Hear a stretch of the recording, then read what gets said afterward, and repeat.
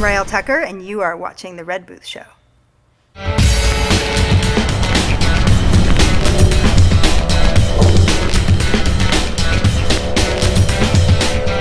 And welcome to The Red Booth Show. I'm your host, Kimberly Q. On tonight's episode, I have show creator Raelle Tucker of the show Sacred Lies on Facebook. So come and join us. So, hey Raelle, how are you? I'm so great. How are you? I'm good. I'm super stoked because this is exciting for me to see a fellow female that's making a TV show and on a really big scale as well. And you've actually been doing this for quite a long time, but this is your first sort of like your project, right? Yeah. No, I've been writing television for about 16 years. A lot longer before that, before anyone wanted to pay me for it. But don't we all have to go through that period? Totally. And it's necessary because you have to suck first. Like, you have to do all your bad stuff where you don't know what you're doing before you figure it out. Right. So, but I've done a lot of other television shows, and I've been an executive producer, and I've sort of co-run other shows for people with partners. But this is the first time that it's really my voice and tone, and I got to actually create the world of the show. Now this is really interesting because she's actually a showrunner, and I wanted to explain to people what that means. Sure. I don't think everyone knows exactly. Showrunners are primarily writers, television writers. You know, we start usually on a staff. We get hired to work on somebody else's show that another showrunner has created, and we write scripts, and then the showrunner essentially rewrites them sometimes or helps shape them and helps figure out the story. And it's really the showrunner's job to have a singular voice or point of view and execute that through all departments. So it starts with the writing, and then showrunners are a part of casting. They have a huge role in deciding who they're going to cast. They hire the directors, and they're often on set or overseeing on set. They will decide, they'll hire all the department heads, so the people who the production designer or the makeup artist,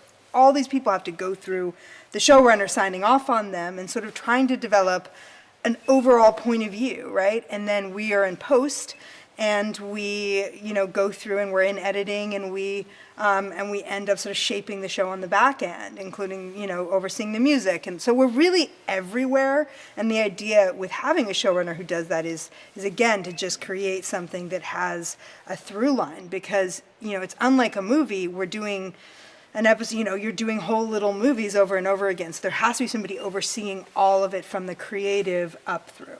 It's a crazy job because you're asked to be a writer, a really proficient, prolific writer, and then also you're asked to be a producer and a CEO. I mean, when I'm in production on my show, there's 600 people that work on my show, so I'm asked to manage that on some level, as well as be an artist at the same time and deliver everything on deadline too, because it's a machine that has to keep running. So yeah. I'm a writer. That's how I started. I worked my way up every single job in terms of writing through television until they finally gave me my show. That's amazing. Thank I can't believe you have so many people that you have to run, but you obviously have chosen department heads and all that. To me, that's kind of what I imagine a TV producer doing as well. But it seems like that's actually what a showrunner is. Yeah, I mean, you have, we're not alone in this. Like, showrunners can't do all of this stuff by ourselves. That would be insane. And, part of our job is to hire people who are great at communicating the vision and also adding to the vision. They'll say, yeah, I get what you're doing, but what if you tried it this way? That's partly what I'm looking for when I hire all these people, right, is to bring their own thing to it, understand what I'm looking for, and then bring something new to it. And then they run whole departments of their people underneath them. Right. In terms of producers, there's all kinds of versions of producers in television. And you can have all kinds of executives that are on set, that are involved, that are giving notes. But there's a good showrunner is always the sort of foundation of the entire project creatively. Cool. That's awesome. Thank you for explaining all of that. No problem. So now the show that you are currently working on is Sacred Lies. Yes. And this is a Facebook television show. Yes. So this is like a whole new thing that Facebook is doing. I mean, I know there has been shows before, but this definitely gave me the impression that it was like their first big show because it's like half an hour long episodes and full production, and like they're trying to take on that whole market of streaming content basically. Yeah, Facebook, our show was the first sort of what they're calling kind of premium content. It was longer form. It had similar budgets to a Netflix show or an HBO show or any other show that's out there. And yeah, we were kind of one of the first big launches that they had. So it's super exciting because they have shows coming up now with Catherine Zeta-Jones and, Jessica Biel, and they have a show on right now with Elizabeth Olsen, and, they're going to be branching out and doing a lot more content.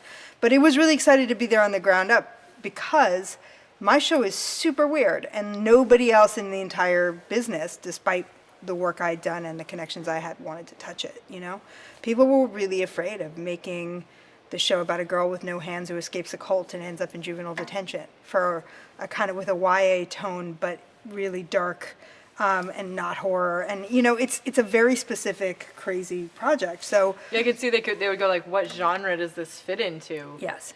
And the thing with no hands, like that's hard to watch. I mean, it's hard to like go, oh my God, this girl has literally got her hands chopped off. Yeah. For me, that was the reason to do it because this character is the first amputee that's the lead of a television show. It's the first young female character who's living with a disability as the lead of a show.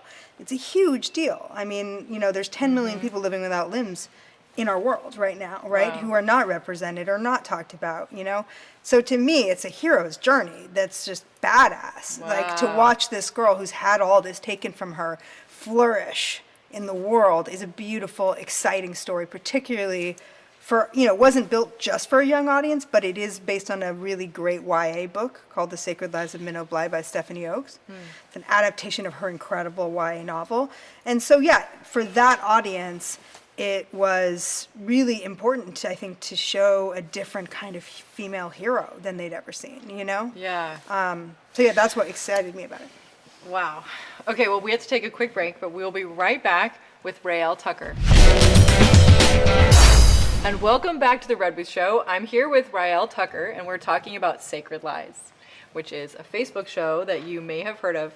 And I know you were just discussing the fact that she's an amputee, and that it kind of is a hero story for, people who are missing limbs, which is, I mean, to be missing both your hands is like, I was just sitting there going, how did she get dressed? Like, when I'm watching the show, how did she like do anything? Like, it's amazing that she's able to function. Well, we were super lucky because we found the most incredible person to work on our show. Her name was Christy Sita, and she had lost her hand in a boating accident when she was 16 years old. She came onto the show before we started filming, and she worked with our lead actress, Elena Kemperis, every single day on set and went over every single movement, every single thing that we needed to do, and made sure that it was done accurately, the way that she would have to handle it if she didn't have a limb.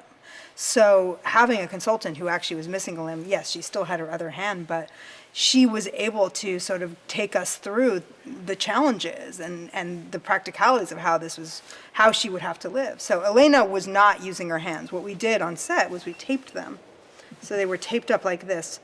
And so she couldn't possibly use them anyway.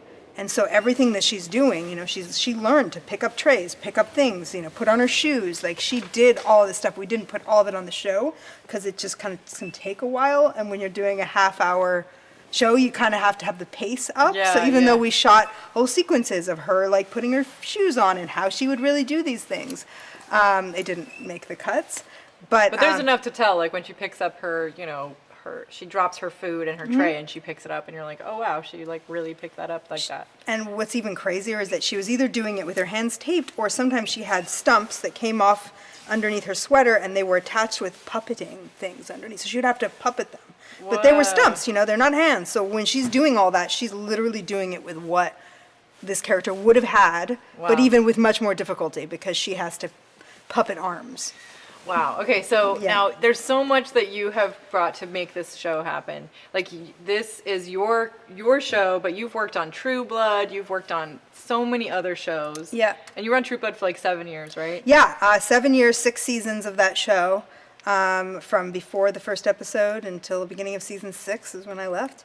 And yeah, that's where, because Alan Ball, the creator of that show, the showrunner of that show, basically taught me to do my job by saying, here's your episode, go produce it, So I was on set, I was in post, I was in casting, I was, in every aspect of that show, long before you normally get to. Usually the showrunner does those things and the other writers don't really get the experience of learning, but he really just trusted the people he hired. And so on that show, I was very, very creatively involved and invested and learned everything about how to make a show, which was so exciting because at that time, there wasn't the kind of overload of television we have now. Right. We were like... No, True Blood was like a big. big deal. And I have to admit, I watched it obsessively, okay? I'm just going to tell you, I would watch it every time it came out. We were waiting for it to come out, and it was one of those shows. I don't know, I didn't watch like the final seasons, but I watched the first at least 5 seasons. It's okay, I didn't either. Yeah. I left that show and I didn't watch how it ended because I didn't watch how it ended either. I was too sort of heartbroken over leaving that I didn't want to know.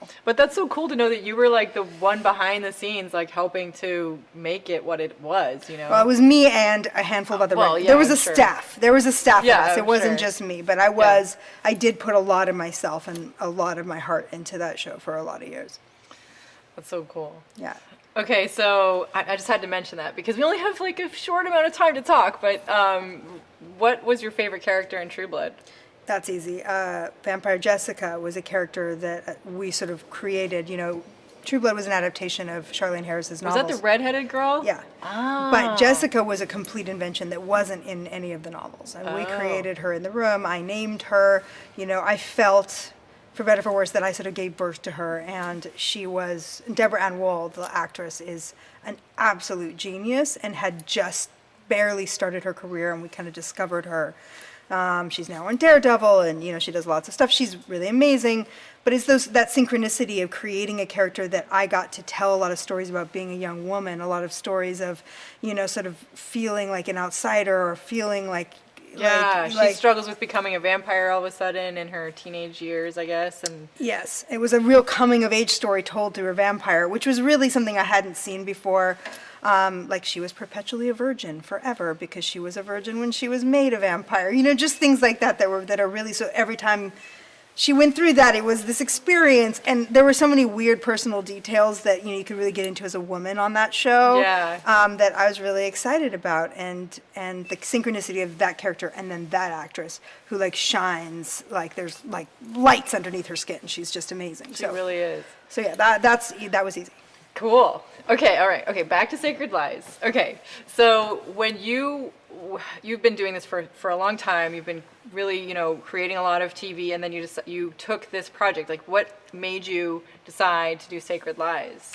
Well, I was reading a book. I bought a book online because it was recommended to me online. Like, oh, you've read all these stories about cults and all these stories about coming-of-age stories, which are two things that I'm obsessed with, and so you might like this one. So I bought it just for my own entertainment, and I was about 20 pages into The Sacred Lives of Men of Lie by Stephanie Oakes, and I freaked out, called my agents and said, there's no chance that the rights to this book are still available, because usually by the time I would get to buy something online and read it, some producer's already bought the rights and is trying to do something with it. Right. And for whatever reason, the book had just come out and the rights were still available, and I instantly was like, we have to reach the author, I have to buy this book, I have to develop it. I thought maybe it would be a movie because I wasn't sure how to make it into a show. So I paid for it myself, and I wrote it, sort of off by myself while I was co-showrunning, working on Jessica Jones, season 2. And so during that, I wrote the pilot for the show and sent it out, and everyone I sent it to was like, yeah, that's really, really interesting. I even heard, this is the best thing you've ever done, but there's no way. Yeah. And everyone, was afraid to sort of say, we're afraid to make a show about this girl with no hands, but that's clearly what it was. Yeah. We have to take a quick break. Sure. But we will be right back so you can hear more about the story of Raelle Tucker. And welcome back to the Red Booth Show. I'm here with show creator Raelle Tucker, and we are talking about when you decided to create Sacred Lies. Now, you'd worked on so many other shows like Jessica Jones and True Blood and many more, and now here you were taking Sacred Lies and working on it by yourself, at home, whatever, on your own time, because you wanted to create this show. And so you took it around, and people were a little bit like, yeah, cool, but no. Yeah, no, and then just when I had given up, I was on set of Jessica Jones. We're in the middle of filming, and it was a complicated show. There was a lot going on. I was pretty stressed out that day, and I remember going to the bathrooms on set. We call them the honey wagon, right? So I'm in the honey wagon and during a break, and I just was like crying because I was just having one of those days where just stuff's going wrong. And my phone rings, and I'm like, my agent. And my first thought was, oh, I'm having a bad day. I'm probably getting fired or something, because that would just like, make the day better. And my agents were like, so Facebook wants to buy your show. And I was like, oh, cool, thinking they're going to buy the script for the first episode, and then maybe we'll figure out whether or not they want to do anything beyond that. And they were like, she said, no, straight to series, 10 episodes, done. Wow. How fast can you make it was kind of the mandate. And the reason why Facebook was such a good fit to it is that they instantly understood that this was a show that was noisy, it was really unique, there was nothing else like it. And there's an untapped audience, not just of, people who are living without limbs and people who have disabilities and all of that, which is really, an audience that needs a hero.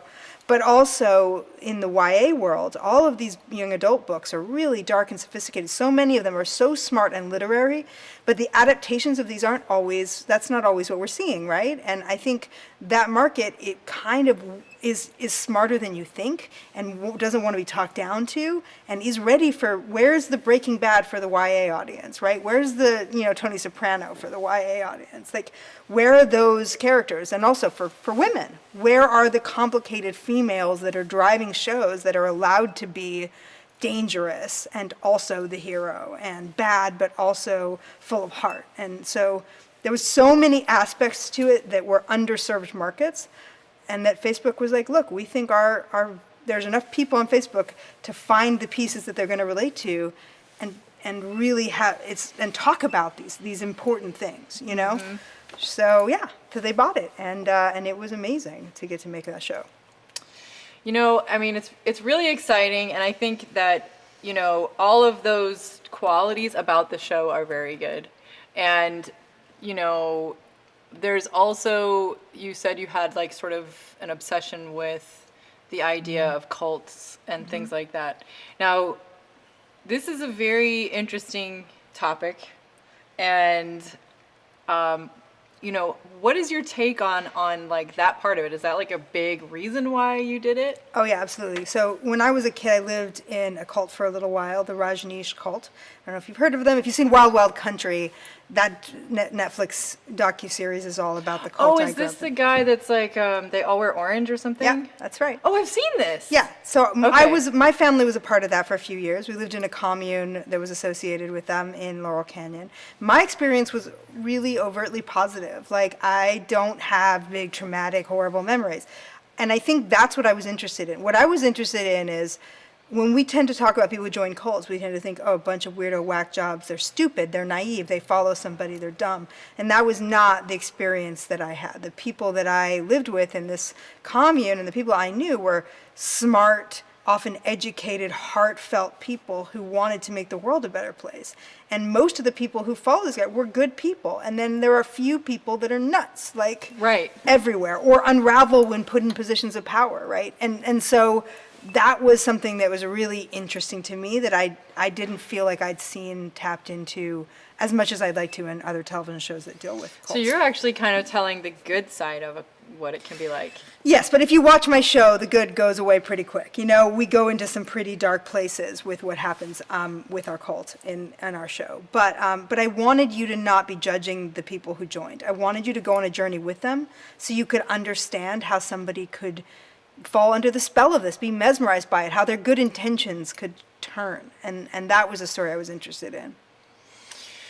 Okay, so obviously there's also a fine line that you start to cross there, because religious freedom and respecting the religious beliefs of others is something that I'm very much also, stand by. Sure. And like, my religion is not one that's considered a common religion.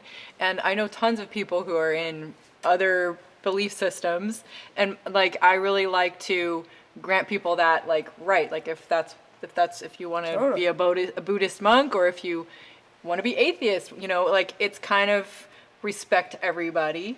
So, like, how do you feel about that? Well, the central message of my show was that you always have the ability to decide what you believe in and who you want to become. That's what the definition of being truly free or living in a true society is that you get to decide.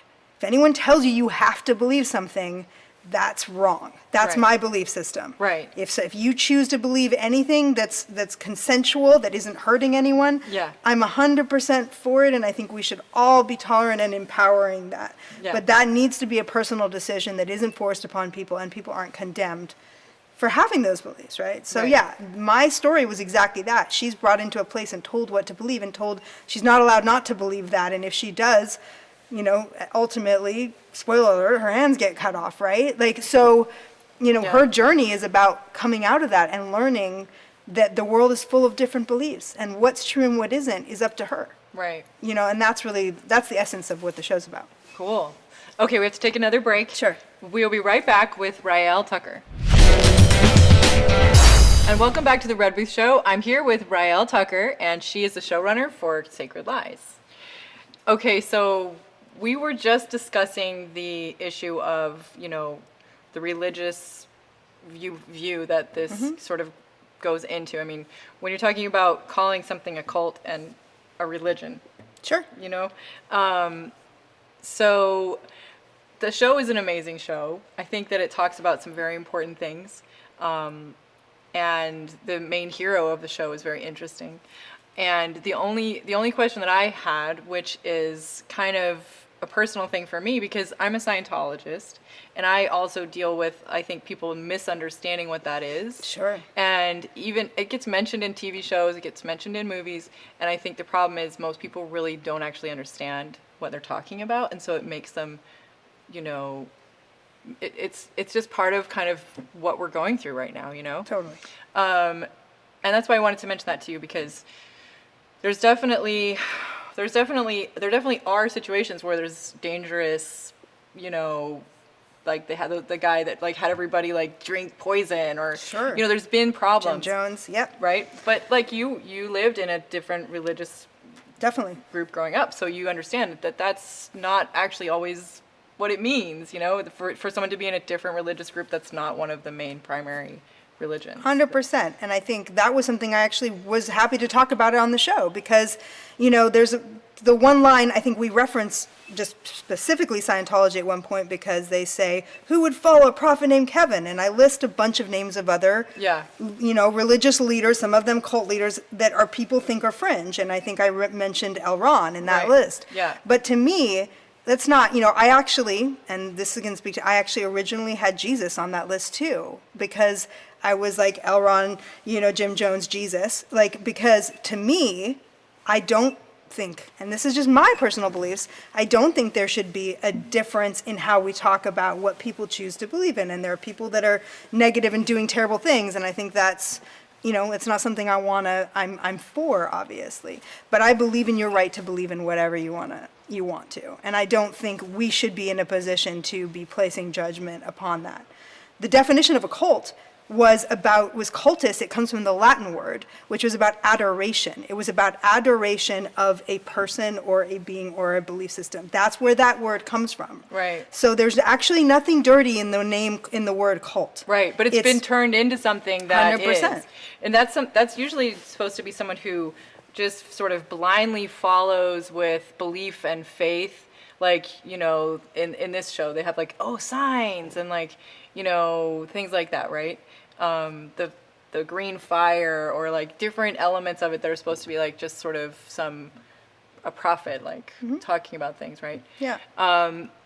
So that's kind of where you make a differentiation, and you start talking about seeing things, and you have her friend Angel is like discussing, you know, science and Yep. proof and being able to actually observe results and things like that. So I think that's kind of where you start getting into the differences between religions, is where that's Totally. something you believe more. It's more of a belief than it is there's science and religion, right? Totally, totally. Right. And the angel's perspective is very much like she was abused by a guy who was super religious, and what she's turned to is science, and that's where her answers lie. But we tell a story. We have a scene where Minnow asks a question that Angel can't answer about how the world works, and Right. there's obviously holes in her belief system too. Right. So, my goal as an artist is to have these conversations and not be coming from a place of judgment for anybody, but to say it's your right to go down the road and figure out what you want to believe in, and you should ask questions. You should always ask questions Right. of anything that you're told, I think. Definitely. And then you can decide to have faith or not have faith. All of that's up to you. Right. It is bad when we live in a society where we are being told what to believe and what not to believe, Yes. and that we cannot ask questions. And it's also bad to live in a Yeah. society where you are, frowning upon people for believing something that you don't even know 100%. actually what it is. So I just want to say that part. I totally agree with you. Yeah. 100% agree with you. Like, what's the name of the group that you said you lived with? Well, that was actually the Rajneesh. The Rajneesh. And I call it a cult. My parents are still good friends with many people who still believe in that, his teachings, and would not call it that. I Right. call it that, as I don't feel that it's a terribly negative connotation the way that I'm talking about it. Right. And I don't really know how else to call it. So, if there was another word that wasn't quite a religion and wasn't quite a cult, I would call it that, because it sits more in the middle. Well, I think that it's been turned in society to what you're talking about on Sacred Lies, where it's like the guy's actually doing things that harm others and crossing lines of criminality and Sure. abuse and, murder and, Sure. all that kind of stuff. Now, that's the thing that scares people, and it makes people feel like if you're in, like that, the Rajneesh, then they would assume that he did stuff like Well, that too. They did. Like, he didn't, but there were people there who attempted murder and poisoned a salad bar and 700 people. That's undisputable evidence that happened. That means there were thousands of other people in that organization that were lovely, wonderful people who had no idea that was happening. Right. But that did happen. So, that's a reality. And that doesn't mean that I condemn everything that they believed in or what they were about. It just Right. means there's some bad stuff going on there as well as the good stuff. And we all need to be observant and ask questions, even within our belief systems, and to make sure that we are calling to power the people who are maybe doing things they shouldn't be, even in organizations that are meant for good. Yeah. Bad things still happen there, Yeah, well, obviously including the Christian church and the Catholic, and all of those things. You know what I mean? Like, it's not just, it's universal. Sorry. Yeah, for sure. That's something that we're talking about. Every religion is going to have people in it that has done something that's maybe not so savory or whatever. Totally. But all of them, I think, have a very similar pattern to them, which is, to bring the person into a higher moral ground and to help them to live in a better way, to live a better life. That's the intention with all of them, and then something goes wrong a lot of the time. That's fact. Whether we want to say where it goes wrong in which organizations, historically, bad people take power and do some terrible things, often. And, we want to make sure that doesn't happen, and we want to live in a world where that doesn't happen, and where everyone can practice something that's good for themselves and for others, Yeah. Well, okay, cool. I know we are running out of time. Yeah, I'm sure. But It's a great conversation, though. Thank you know. for talking about that. yeah, definitely. And I fully believe that you always have to stand up and make sure that things are being done properly and everyone is treating each other right. And that's totally, totally correct. Yeah. Okay, so it's been very interesting having you on the show. And we didn't even get to talk all about feminism, which I really wanted to discuss with you as well, because you're amazing. You're going out there and making so much happen in the business and running huge shows. So I have to give you major props for doing that. And it's not easy to run a TV show. And I have a tiny little TV show compared to the ones that you've worked on. But Yes. It's the greatest job in the world and the most insane job in the world. And I'm grateful every day to get to do it, because we get to influence a huge amount of our business, even from whatever corner we're coming from. We get to put something out in the world that, empowers women, that talks about issues like this, that can make the world, better. And that's one of the main reasons I think we all do what we do ultimately, underneath whatever all this fanciness and red booths and makeups. Like, we really, I think, want to do something that's positive. Definitely. And that's why it's so cool to meet another lady running her own show. Well, thank you so much. And I'm excited to have lots of females on this month on the Red Booth. So check them out. Cool. And thanks for being on the show. Thank you so much for having me. And here we are with Tony the Movie Guy, and he's here to talk to us about the upcoming films that are just coming out. All right, there's a lot to go through, so let's do it. Instant Family, this is a fun comedy for the whole family with Mark Wahlberg. Check that one out. Fantastic Beasts, The Crimes of Grindelwald, so that's one of the big box office films coming out. Johnny Depp, huge cast, Jude Law as a young Dumbledore, so that's gonna make $1 billion. Everyone's gonna go see that in the theater anyway. It looks amazing. Yeah, so I don't even have to tell you to go see it, but I'm actually excited. I like the other one. Widows, this is a big Oscar movie with Viola Davis and an incredible cast. Check that one out. Ralph Breaks the Internet. Do you see Wreck-It Ralph? Okay, I've seen the previews Yeah. for this. It looks funny. It looks okay. I love the first one. So I'll be into a sequel, and that's a big family film that everyone should check out. Okay, this one I can't wait to see, Creed 2. So I'm a huge Rocky fan. I don't know if you saw Creed with Michael B. Jordan. It was fantastic. And This is the boxer movie, right? Okay. The boxer movie, yes. I didn't get to see it. It's Apollo Creed. Anyway, in Creed 2, it's the sequel coming out. He fights Ivan Drago's son.